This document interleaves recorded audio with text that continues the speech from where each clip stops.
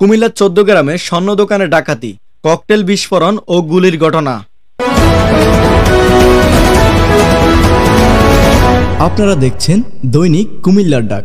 কুমিল্লার ১৪ গ্রামে ককটেল বিস্ফোরণ ঘটিয়ে ও পিস্তল ঠেকিয়ে স্বর্ণ দোকানে ডাকাতির ঘটনা ঘটেছে। সংঘবদ্ধ ডাকাত চক্র ৩৫ ভরির স্বর্ণালংকার নিয়ে যায়। ডাকাত বলে চিৎকার করায় মোশাররফ হোসেন নামের এক ব্যবসায়ীকে গুলি করে ডাকাত চক্র। শনিবার রাতে পৌনে ৮টায় মিয়ার বাজারস্থ মসজিদ মার্কেটের নিচতলায় প্রীতি জুয়েলার্সে এই ঘটনা ঘটে।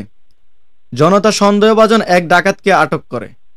মসজিদ মার্কেটের ব্যবসায়ীরা জানান, প্রতিদিনের মতো শনিবার সন্ধ্যায় প্রীতি জুয়েলার্স সহ আশেপাশের দোকানগুলোতে ক্রেতারা মাল ক্রয়ের জন্য দেখছিলেন। এ সময় মসজিদে এশার নামাজ চলছিল।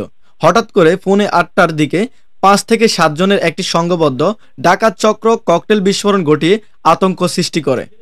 পিস্তল নিয়ে প্রীতি জুয়েলার্সে প্রবেশ করে এবং সকলকে জিম্মি করে স্বর্ণালংকার নিয়ে যায়। পাশের বিসমিল্লাহ টেলিকমের মোশাররফ হোসেন ডাকাত বলে চিৎকার করায় তাকে গুলি করে ডাকাত চক্র। ব্যবসায়ী রবিউল হোসেন মিলন বলেন, এশার নামাজের শেষ পর্যায়ে ককটেল ও গুলির আওয়াজ শুনতে পাই। পরে বেরিয়ে দেখি মসজিদ মার্কেটের নিচতলায় প্রীতি জুয়েলার্স নামে স্বর্ণ দোকানে ডাকাতির ঘটনা ঘটেছে। প্রীতি জুয়েলার্সের প্রোপাইটর রবীন্দ্র দত্ত বলেন, বাতিজা পলাশ দত্ত দোকানে ছিল। রাত পৌনে ৮টার দিকে ৫ থেকে ৭ জনের একটি চক্র ককটেল বিস্ফোরণ ও পিস্তল ঠেকিয়ে সকলকে জিম্মি করে আনুমানিক ৩৫ ভরির স্বর্ণালংকার নিয়ে যায়। পরে ব্যবসায়ীরা সন্দেহভাজন এক ডাকাতকে আটক করতে সক্ষম হয়। খবর পেয়ে থানা পুলিশ ঘটনাস্থলে এসে সন্দেহভাজন ডাকাতকে থানায় নিয়ে যায়। এছাড়া একটি নোহা মাইক্রোবাস সহ উদ্ধার করে পুলিশ।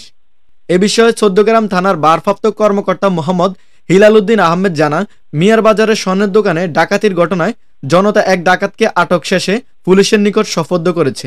অপর ডাকাতদের আটক করতে পুলিশের অভিযান অব্যাহত রয়েছে। সাখাওয়াত হোসেন, দৈনিক কুমিল্লার ডাক।